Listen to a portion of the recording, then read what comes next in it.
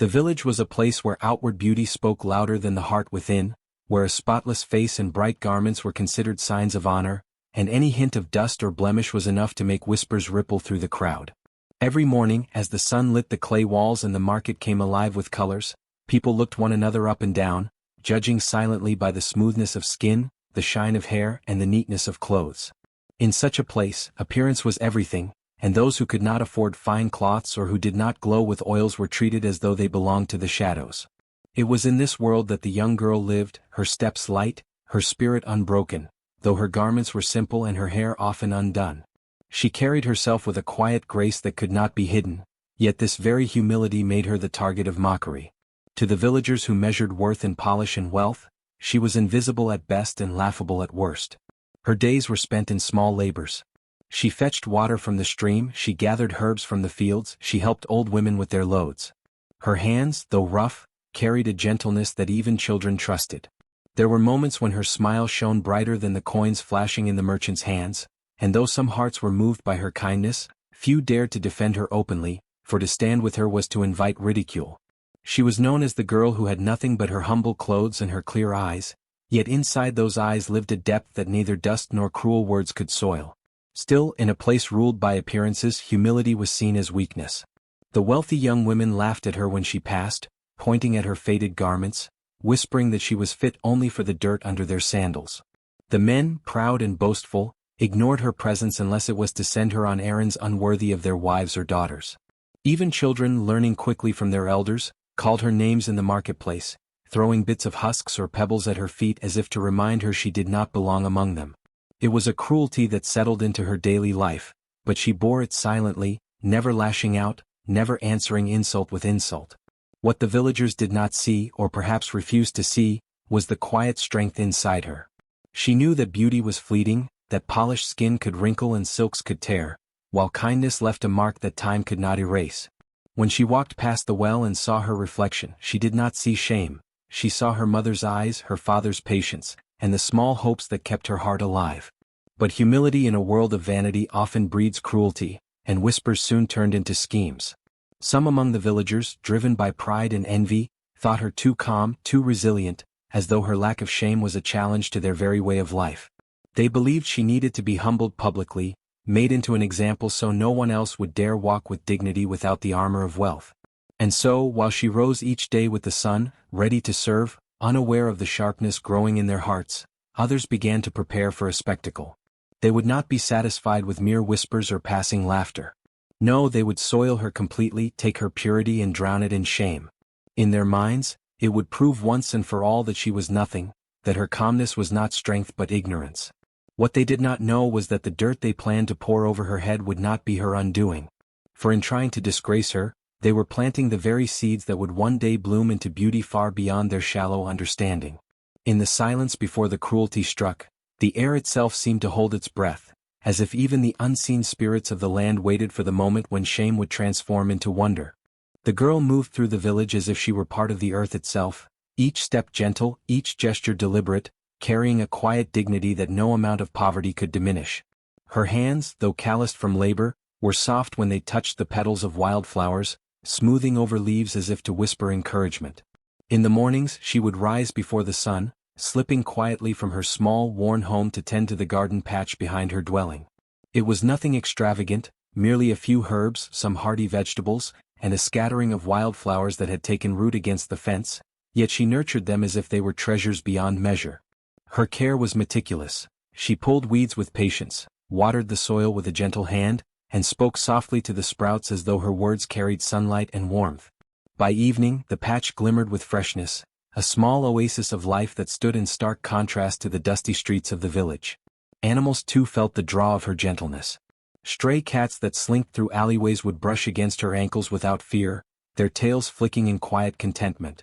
Birds landed on the edges of her garden, chirping as if in conversation, and even the dogs of the village, which usually barked at strangers, would pause and wag their tails when she passed.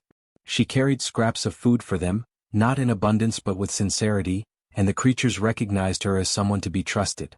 Her hands healed more than plants. She tended wounds, soothed bruised shoulders of children who had fallen while playing, and offered water to travelers resting on the dusty paths. In every small act she gave without expecting anything in return, and in doing so, created a presence that radiated calm and compassion. Despite the poverty that marked her outer appearance, clothes worn thin at the elbows, shoes patched repeatedly, hair braided simply, her spirit was rich beyond measure. Her eyes, clear and steady, reflected a mind attuned to the small joys of life. The first bloom of a flower, the laugh of a child chasing a butterfly, the rustle of leaves in the breeze. She walked through the market not with arrogance but with quiet confidence, bending to help an elder lift a basket or crouching to pick up a coin that had fallen. Though the villagers often overlooked her because of her modest attire, some noticed the steadiness in her steps, the warmth in her gaze, and could not help but admire her from a distance. Many villagers whispered to one another about the girl, though few dared to approach her openly. "See how she smiles even when the sun burns her face," they would murmur. "Her hands are rough, yet she is tender. She is poor, yes, but there is something about her, something that makes you feel lighter just seeing her pass." Such comments were rarely voiced where the wealthy women of the village might overhear, for envy quickly tempered admiration with scorn. Yet in secret, many held a deep, unspoken respect for her. They recognized that beauty did not always dwell in jewels or silk, and that true strength often lay in gentleness, patience, and care. The girl's inner beauty was reflected not only in her deeds but in the way she treated those who wronged her, however mildly. When children mocked her, throwing bits of husk or dirt at her feet, she would bend and pick up what had fallen, returning it with a soft word. When neighbors judged her for her modest home or simple garments, she would smile and offer them a warm greeting, never allowing pride to harden into bitterness. Her humility was not meekness but a form of quiet courage, a refusal to let the harshness of others dictate the weight of her soul. Each act, however small, was a testament to her integrity, and even those who despised her secretly could not deny the brightness that lingered in her presence. Her care extended beyond people and animals to the very land she walked upon.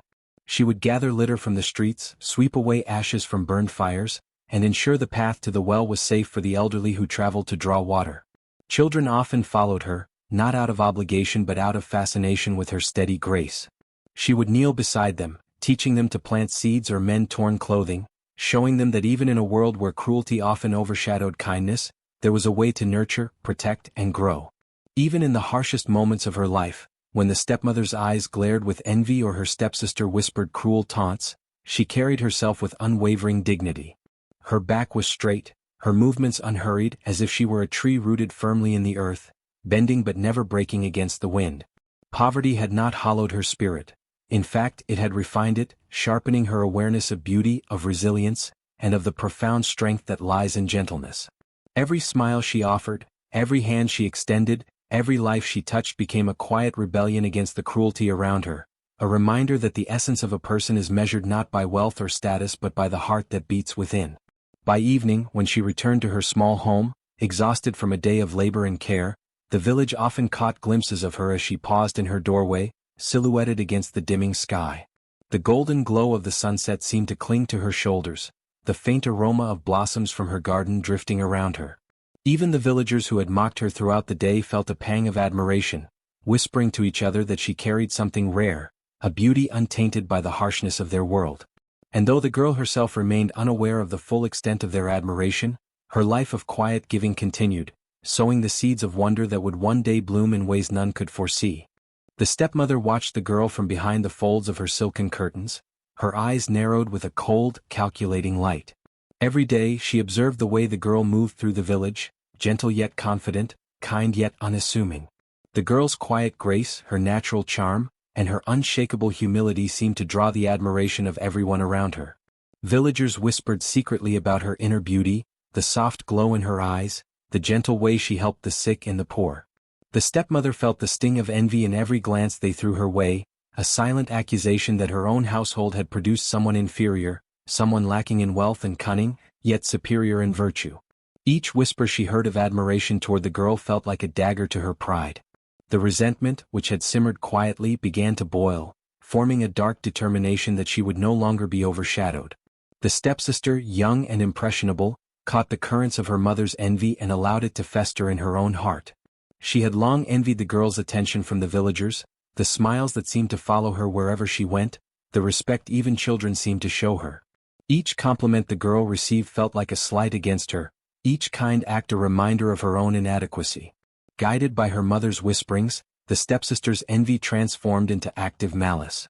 Together, they began to plot ways to humiliate her, to soil her reputation, and to make her the object of scorn in the very spaces where she had once walked unnoticed, yet admired.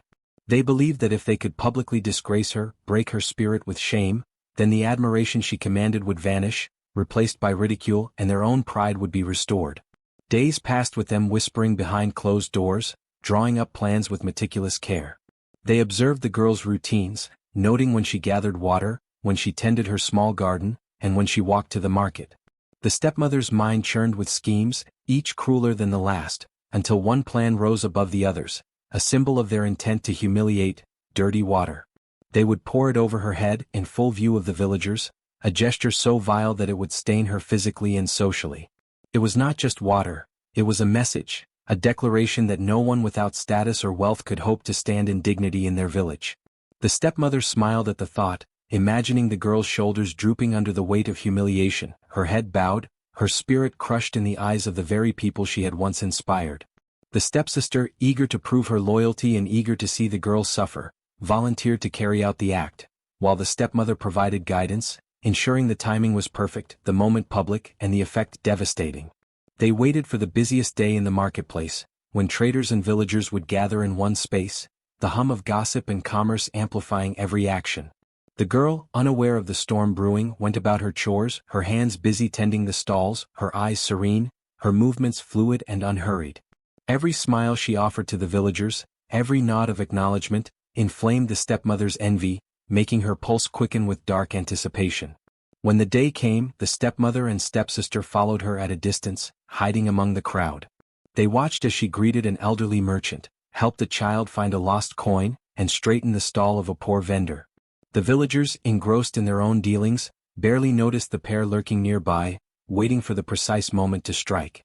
The stepmother signaled the stepsister, who gripped the container of murky, foul-smelling water, her fingers trembling with anticipation and excitement.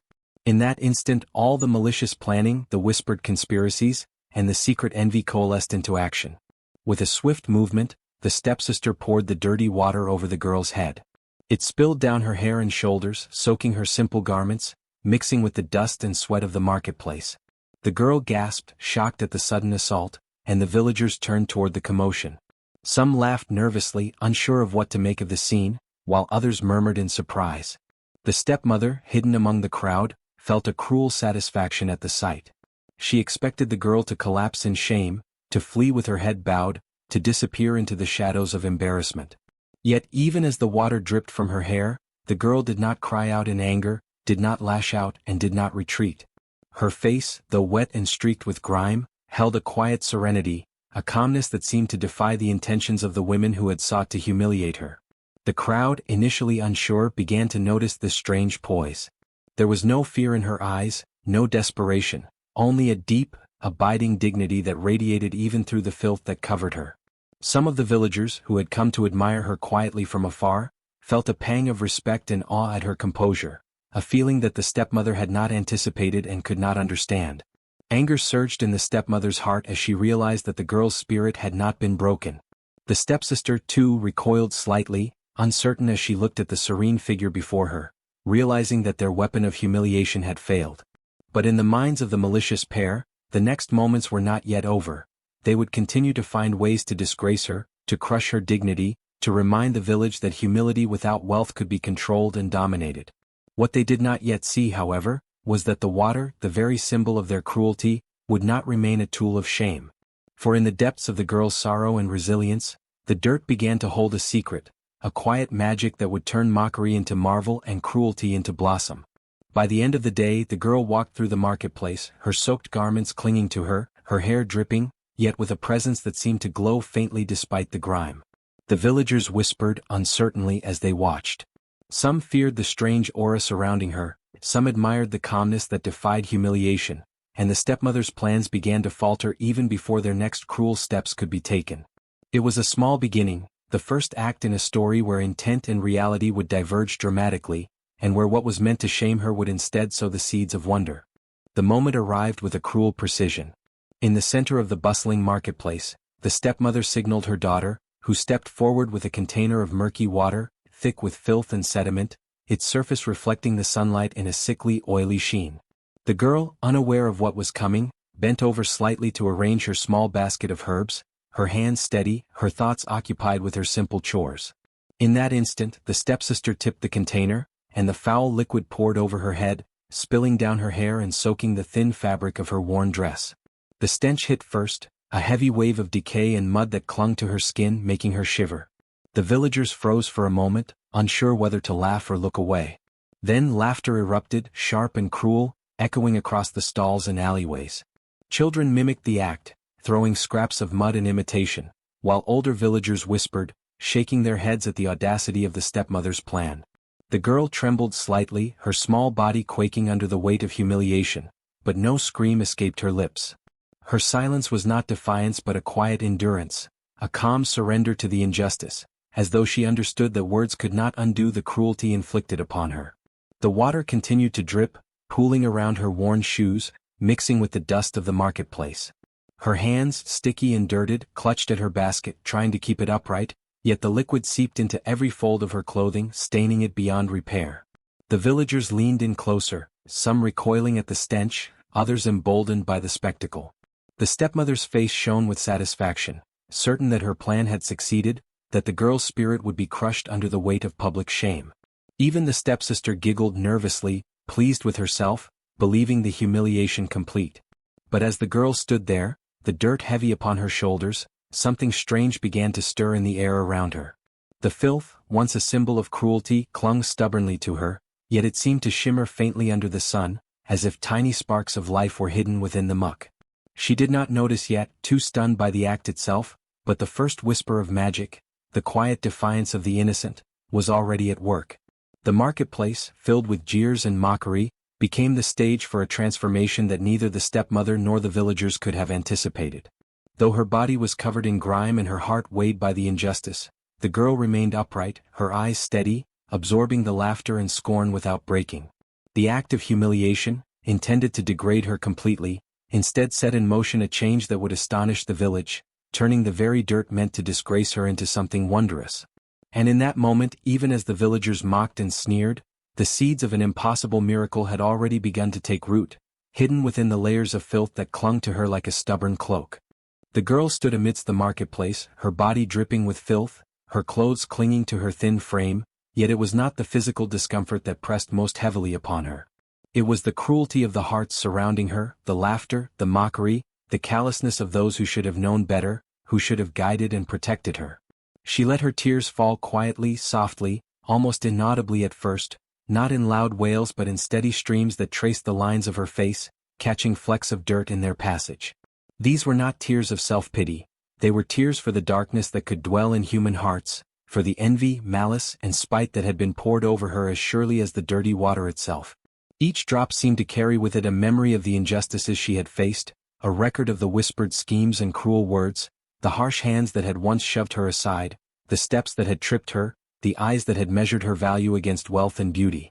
She remembered the sharp sting of humiliation each day, the feeling of invisibility punctuated by sudden bursts of derision. And yet, as the tears fell, there was an undercurrent of hope within them, a stubborn refusal to surrender entirely to despair. She did not cry because she believed she was defeated. She cried because her soul recognized the imbalance of the world, the way cruelty seemed to fester in places where it should have been met with guidance and care. The ground beneath her began to soak, absorbing her sorrow along with the dirt that had been poured upon her. Tiny rivulets formed at her feet, carrying the mixture of tears and muck toward the stones and soil of the marketplace, and yet even in that mixture there was a strange sort of alchemy at work. Her sorrow, though heavy, carried a purity that the filth could not touch. The very essence of her spirit, in its untainted form, imbued the falling water with something more than grief. It became a quiet testament to endurance, a signal to forces unseen that innocence had been wronged but not defeated. As she cried, the villagers continued their murmuring, some sneaking glances, some pretending to avert their eyes. A few felt a twinge of unease, sensing the depth of the girl's sorrow, though they could not yet understand why it unsettled them. The stepmother and stepsister, in contrast, felt a growing frustration. Their plan had seemed flawless, a public display of shame that would finally bend the girl's spirit. Yet here she stood, soaked, humiliated, yet quietly upright, letting her tears fall without faltering, and this simple act of endurance pierced more deeply than any words of complaint could have. The stepsister's grin faltered, the stepmother's satisfaction wavered, as the sheer integrity of her sorrow revealed a strength they could neither understand nor diminish. Each tear seemed to weigh upon the earth as if transferring some of the burden of her pain into the soil itself. The stones beneath her feet glistened with moisture, and small patches of earth began to darken where the tears had landed. Yet the darkness of the wet ground did not seem desolate. It was as though her grief, pure and unselfish, nourished the earth in a strange, inexplicable way, preparing it for something new, something to rise from the very elements of cruelty and sorrow. She allowed herself a moment to breathe, the damp hair sticking to her cheeks, the weight of the dirty garments pressing down, and still she held on to hope. Somewhere deep within she believed that the world, though cruel, held the capacity for change, that the hands of spite could be transformed, that even from mud and filth, something beautiful could emerge. Her tears flowed steadily for what felt like hours, mingling with the mud and the water, tracing streaks through the grime on her skin, turning the marketplace into a witness of her sorrow. Each drop carried intention, a quiet testament to the fact that she was not defeated by mere humiliation. She cried for the cruelty of those who sought to dominate her spirit, for the indifference of those who turned away, and for the injustice that seemed to pervade even the simplest acts of daily life. And yet, there was a resilience woven into the rhythm of her tears, a subtle insistence that while the world could attempt to stain her, the essence of her being remained untouchable. Even as the stepmother and stepsister looked on, growing more frustrated with each passing moment, the girl's tears continued to fall, marking the earth with their passage. The villagers, previously entertained or indifferent, began to sense something extraordinary in her sorrow. It was not simply the sight of a girl crying, it was the quiet dignity, the unwavering strength, the invisible power that seemed to pulse with every tear. Some felt a flutter of fear, a recognition that there was more here than mere human endurance, a sense that the very act of her weeping carried weight beyond the understanding of ordinary people. By the end of the day, the girl's tears had soaked into the ground, leaving behind patches of dark, rich soil. Her body, though exhausted from the emotional toll, remained upright, her eyes shining with a faint glimmer of hope that no humiliation could dim. And in that quiet, soaked earth, a subtle transformation began, imperceptible at first, but a promise that from the depths of cruelty, sorrow, and enduring hope, something miraculous would emerge. Her tears were no longer just an expression of grief, they were a seedbed for change, a silent rebuke to those who had sought to harm her, and a harbinger of the extraordinary that would soon follow. As the girl stood amidst the marketplace, her tears mingling with the filth that had been poured upon her, a subtle change began to stir. Tiny movements in the dirt clinging to her hair, her shoulders, and the folds of her soaked garments drew the attention of the villagers. At first it seemed like nothing more than a trick of the light, the way the sunlight glinted off the damp grime. But then small green shoots emerged, delicate and tentative, pushing through the layers of muck with a determination that mirrored the girl's own resilience. They unfurled slowly, cautiously at first, as if testing the air and the eyes of the crowd, and then, with a quiet certainty, they began to grow with remarkable speed. The villagers, initially frozen in their jeers and whispers, stared in wide-eyed astonishment. The stepmother's mouth fell open, her mind unable to comprehend what she saw. Her carefully plotted humiliation had yielded not shame, but life. The stepsister stumbled backward, knocking over a basket of fruit, her jealousy now mingled with fear. The crowd murmured in a mixture of awe and confusion, their previous laughter evaporating in the wake of a miracle they could scarcely believe. Fingers pointed, mouths gaped, and a few of the braver villagers stepped closer, reluctant but drawn by the extraordinary sight before them. From the dirty water that had been meant to disgrace her, buds began to appear, sprouting from her drenched hair and the grime coating her shoulders. Each tiny bloom carried the fragrance of spring, delicate and fresh, pushing away the stench of mud and filth. Petals unfolded slowly, revealing colors so vivid they seemed almost otherworldly, roses tinged with gold, lilies of pure white, violets of deep indigo. The transformation was gradual but unstoppable, a tangible testament to the girl's enduring spirit. The dirt that had been intended as a weapon of humiliation became the very medium through which beauty manifested, as if nature itself had taken the girl's suffering and transmuted it into wonder. The girl herself stood motionless, a mixture of shock, awe, and quiet understanding spreading across her face. She had cried for cruelty and injustice, yet now her sorrow had birthed something miraculous. Her tears, combined with the filth meant to degrade her, had nourished the soil of her own humiliation, and life had emerged. She reached up tentatively to touch one of the small blooms sprouting from her shoulder, feeling the delicate petals brush against her fingers, soft and fragrant. The sensation filled her with a profound sense of connection to something larger than herself, a harmony between pain and beauty that defied human understanding. Around her, the villagers' astonishment grew. Many fell silent, unable to speak, for they realized that what they had intended as a scene of disgrace had become a revelation. The stepmother's plan, so carefully devised, had been entirely subverted by forces beyond her comprehension. The stepsister's face twisted in a mixture of rage and fear as the realization dawned that the girl's dignity, her purity, had not only survived the attempt at humiliation but had transformed it into something radiant and undeniable. Even those who had jeered at her before could no longer suppress their awe, recognizing that the girl was no ordinary child but someone touched by extraordinary grace. As the buds continued to bloom, spreading slowly across the dirt-soaked fabric in her hair, a soft fragrance filled the air, replacing the stench of mud with the scent of life. Petals brushed against her cheeks and shoulders, glinting in the sunlight, and the marketplace seemed to pause in reverent silence. This first bloom was not just a miracle of nature. It was a statement, a visible proof that cruelty could never entirely suppress goodness. From the humiliation, hope and beauty had risen, and the villagers would carry the memory of this day forever, a testament to the girl's quiet endurance and the inexplicable magic that now surrounded her. As the first blooms emerged from the filth that had been poured over her, the transformation did not stop. The girl, trembling slightly at the astonishment around her, felt a strange warmth coursing through her body, as if the humiliation and sorrow had awakened something deep within. Each droplet of dirty water, mingled with her tears, seemed to pulse with life, and where it touched her skin, tiny sprouts began to push upward. From her shoulders to her arms, from her hands to the tips of her fingers, blossoms emerged, delicate and strong at the same time, forming a tapestry of color that defied imagination. The dirt, once a symbol of degradation, had become a fertile medium through which beauty could manifest, and the girl's body became a garden in which life flourished unrestrained. Her hair, previously damp and matted with mud, began to shimmer in the sunlight. Strands separated and twisted naturally, and along each tiny buds appeared, unfurling into miniature flowers that swayed gently with the breeze.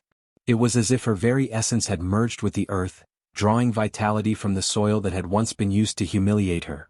Petals of white, gold, and crimson glimmered across the lengths of her hair, catching the light and scattering it in a soft, iridescent glow. The villagers could hardly believe their eyes. Some shielded them in disbelief, while others approached cautiously, drawn to the inexplicable miracle unfolding before them.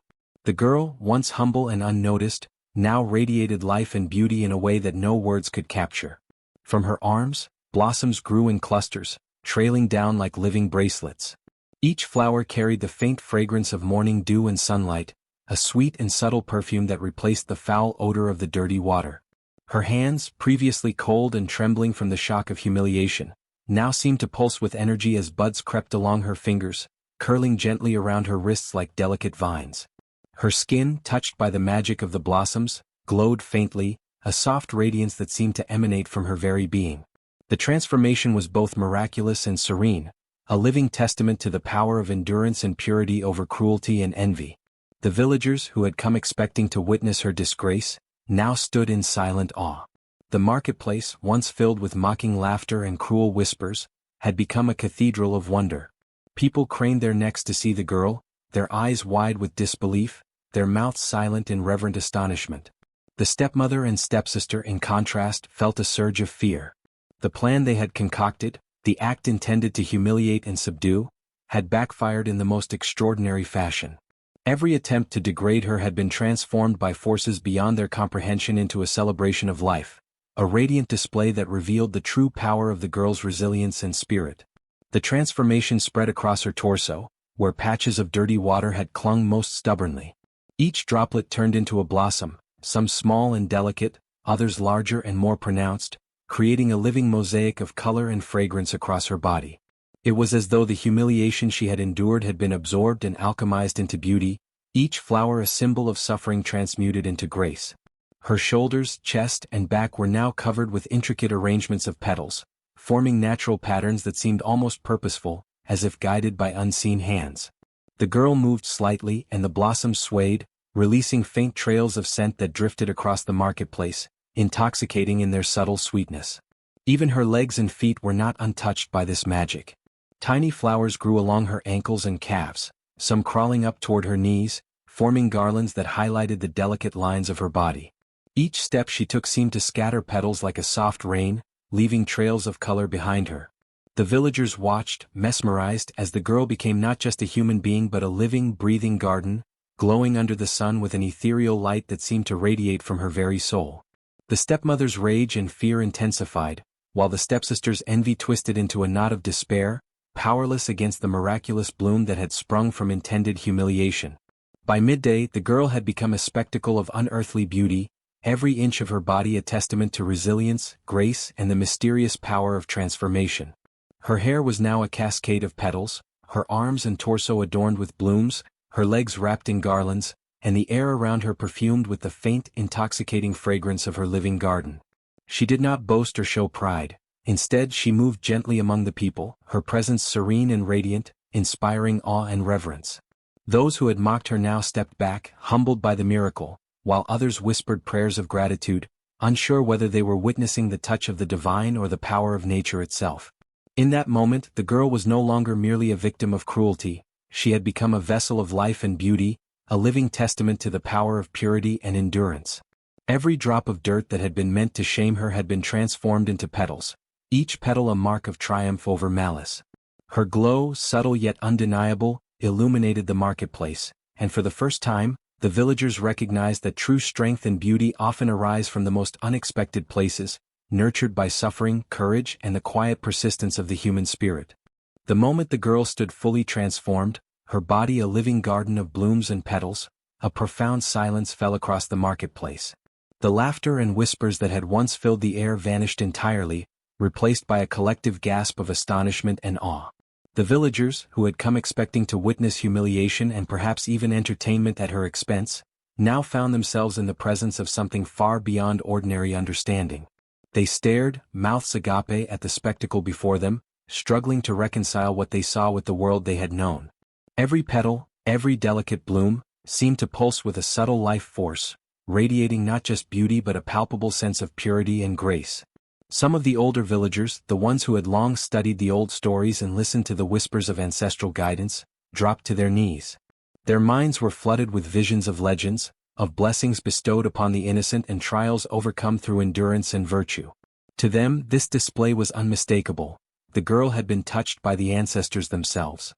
Her suffering had not gone unnoticed, and now, in this remarkable moment, the spirits had intervened to show their favor. They crossed themselves and murmured prayers, bowing their heads in reverence, understanding that what they were witnessing was not merely a natural miracle, but the manifestation of something sacred and ancestral. The younger villagers, though less versed in the tales of the past, felt the same awe ripple through them. They could not fully explain the magic, but they knew instinctively that this girl, humble, kind, and previously scorned, was unlike any other. Her gentle movements, the way the petals swayed in rhythm with the soft wind, and the faint, sweet fragrance that seemed to fill the air all combined to create an atmosphere of reverence. Even those who had mocked her, who had laughed cruelly at her misfortune, found themselves frozen in silent wonder, caught between fear, guilt, and the undeniable truth that something extraordinary had occurred. Amidst this collective astonishment, the stepmother and stepsister stood rigid, their faces flushed with humiliation. Every cruel intent they had harbored, every act of malice they had committed, now reflected back at them in the most humiliating of ways. Their plan to degrade the girl, to reduce her to a spectacle of shame, had completely backfired. Instead, they had unwittingly become witnesses to her elevation, and the contrast between their cruelty and her divine-like transformation burned with unbearable clarity. The stepmother's lips trembled, her hands clenching into fists as she tried to mask the depth of her panic, but the heat of her own shame spread across her body like fire. The stepsister's eyes darted around, seeking allies in the crowd, but found only faces of awe and quiet approval directed toward the girl, leaving her with nothing but the bitter taste of envy and regret. The girl, for her part, did not revel in the attention.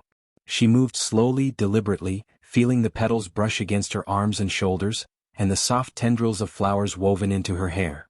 She was aware of the silence, of the awe that hung in the air like a tangible presence, and she felt a deep gratitude for the endurance that had brought her to this moment. Her eyes scanned the faces of the villagers, noticing the reverence in some, the amazement in others, and even the fear in the stepfamily, and she understood that the world had shifted. Where once she had been a figure of mockery, she was now the embodiment of resilience and purity, honored in a way that words could scarcely capture. Whispers began to ripple through the crowd, soft at first, then louder as realization spread. "Blessed by the ancestors," one elder murmured, his voice quivering with emotion.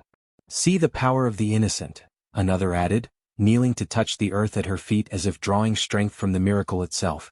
Children who had previously tugged at their parents' skirts to laugh at the girl now sat wide-eyed, marveling at the flowers that seemed to grow directly from her being. Even the livestock in nearby stalls seemed to sense the change, pausing in their grazing, ears twitching as if the very air had shifted in response to her presence. The stepmother's face turned a deep red, then pale, and she shook with a mixture of rage, fear, and humiliation. Her carefully constructed authority had crumbled, and the villagers' attention, once manipulated to reflect her dominance, now focused entirely on the girl. Every sneer and cruel comment she had made now seemed petty and meaningless against the undeniable display of wonder. The stepsister fumed silently beside her, tears threatening in her eyes, but the girl's gaze never wavered toward them. There was no triumph in her eyes, no malice, only a calm, quiet radiance that illuminated the marketplace like a gentle sun. The villagers, sensing the stepfamily's inner turmoil, could not suppress murmurs of disapproval and judgment. "See how cruelty meets its match," one whispered. "The innocent shall rise," another added. Even those who had previously been passive in their observation now began to understand the moral of the unfolding scene. Envy and malice would never prevail against purity, kindness, and resilience. The girl's suffering had been transformed into power, and her beauty, both inner and outward, became a living testament to the justice of the universe. As the sun climbed higher, casting golden light upon the marketplace, the girl moved among the villagers, petals brushing their faces, a living garden of hope and resilience. She radiated a quiet confidence, a serene acknowledgement that she had endured, and in doing so, had awakened something extraordinary in the hearts and minds of all who watched. The stepmother and stepsister remained frozen in their shame, unable to look away, while the villagers knelt, bowed, or simply stared, overcome by the overwhelming sense that they were in the presence of a blessing far greater than themselves. The girl's quiet endurance had blossomed into a miracle, and in that moment the entire village understood that innocence, nurtured even through cruelty, could transform the world. As the village continued to marvel at the miraculous transformation of the girl, a sense of awe mingled with unease settled over the crowd. The elders, the wisest among them and keepers of the village's traditions and ancestral knowledge, recognized that what had occurred was no ordinary phenomenon. They could sense the presence of something beyond the natural world, something guided by the unseen hands of those who had come before. Understanding that miracles often carried messages as well as blessings, they called for the diviners, those who could interpret the whispers of spirits and the subtle signs of the ancestors, to explain the extraordinary events unfolding in the marketplace. The diviners arrived with solemn faces, their staffs tapping against the stone pathways as they approached the girl. They knelt, murmuring chants and prayers, their eyes closed as they communed with forces unseen. The villagers fell silent, sensing that this moment required reverence. The air seemed to thrum with a gentle energy, a vibration that resonated with the flowers adorning the girl's hair, shoulders, and arms. Even the stepmother and stepsister, standing at a distance, could feel the shift, a power that defied their understanding, a force that rendered their cruelty powerless. After a time that felt suspended, the head diviner opened his eyes and spoke, his voice carrying across the marketplace with authority and clarity. He explained that the girl's humiliation had been witnessed not only by those present but by the ancestors themselves, who had turned an act of cruelty into a manifestation of divine justice. "The water that was meant to shame her," he said, gesturing toward the blossoms clinging to her hair and clothing, "has been transformed into life, for what is pure cannot be destroyed. Her innocence, her steadfast heart, has called forth the blessings of those who watch over us from beyond." The villagers listened, some gasping, others bowing their heads in deep respect. The elders continued to elaborate, explaining that the transformation was not merely a miracle of the natural world but a deliberate message. The ancestors sought to remind the community that cruelty toward the innocent is never without consequence, and that purity, when true and unwavering, has the power to transmute suffering into beauty, despair into hope. "The girl's suffering was a spark," the diviner continued, "and from it, a flame of justice and grace has arisen. The dirt and the water, symbols of humiliation, have become the very medium of her triumph. Even the stepmother, her face pale and trembling, could not deny the truth of the diviner's words. Every act of malice she had attempted had been turned against her, not in violence or vengeance, but through the quiet, undeniable power of the girl's virtue. The stepsister's eyes filled with tears, a mixture of awe and regret, as she realized that envy and cruelty could never diminish what was inherently pure. The villagers murmured among themselves, sharing glances of amazement and understanding, slowly internalizing the lesson that was being revealed before their very eyes. The diviners emphasized that this transformation carried a broader meaning for the entire community. Innocence, they said, is a shield against harm and a conduit for blessings. Acts of cruelty may appear to succeed temporarily, but over time, the inherent purity of the victim has the potential to create miracles, to inspire awe and to teach enduring lessons. The flowers that now adorned the girl's body were living proof that goodness and integrity cannot be destroyed, and that attempts to harm the innocent often serve only to magnify their strength and beauty. As the message sank in, a hushed reverence spread throughout the marketplace. Even those who had been skeptical or dismissive could feel the weight of the ancestors' judgment, and the stepmother's schemes seemed trivial and futile in comparison. The girl, standing amid the blossoms, remained calm and composed, her quiet dignity amplified by the knowledge that her suffering had been transformed into a lesson for all. The elders, nodding in solemn agreement, encouraged the villagers to remember this day, to honor the girl's endurance, and to carry forward the understanding that innocence has the power to turn curses into blessings. The stepmother and stepsister, consumed by envy and fury, could no longer bear the sight of the girl adorned in living blooms. Their plan to humiliate her had spectacularly backfired, and every glance they cast at her glowing figure only fueled their seething anger. Determined to reclaim their sense of control, they rushed forward with buckets of water, intending to wash away the blossoms that had transformed her into a living miracle. But as the water splashed over her hair and shoulders, the petals shimmered and multiplied. Tiny buds pushed upward from the very strands that had been drenched, their colors even more vibrant and the fragrance stronger than before. Every attempt to diminish her beauty only made it bloom with greater intensity, mocking their efforts in the most silent yet devastating way. Their anger mounting, the stepmother grabbed scissors from the nearby stall, intent on cutting away the girl's hair, which was now woven with petals and blossoms. She hacked at the strands with all her strength, hoping to strip the miracle from the girl and restore her own sense of superiority. But each cut only seemed to encourage the flowers to grow thicker, twisting and curling into more intricate patterns as if the blossoms themselves were alive and aware of the malice surrounding them. The petals now cascaded down in denser waves, creating a visual spectacle so magnificent that the villagers gasped, some even stepping closer in awe. The very tools of cruelty had become instruments of their humiliation, reflecting the futility of their hatred. The stepsister, desperate not to be outdone, grabbed handfuls of mud from the ground and flung it toward the girl, hoping to soil the petals and darken the brilliance that had captivated the village. Yet as the mud touched the flowers, it was absorbed and transformed. Tiny sprouts burst from each darkened clump, turning even the filth into vivid blossoms that glimmered like precious gems under the sunlight. Every act of aggression, every intention to mar the girl's miraculous beauty, served only to enhance it, highlighting the contrast between her resilience and the stepfamily's spiraling frustration. Villagers began to murmur, their voices a mixture of astonishment and quiet laughter at the stepfamily's plight.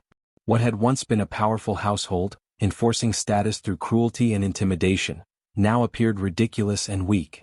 The stepmother's carefully constructed airs of authority had crumbled, leaving her trembling in the shadow of her own impotence.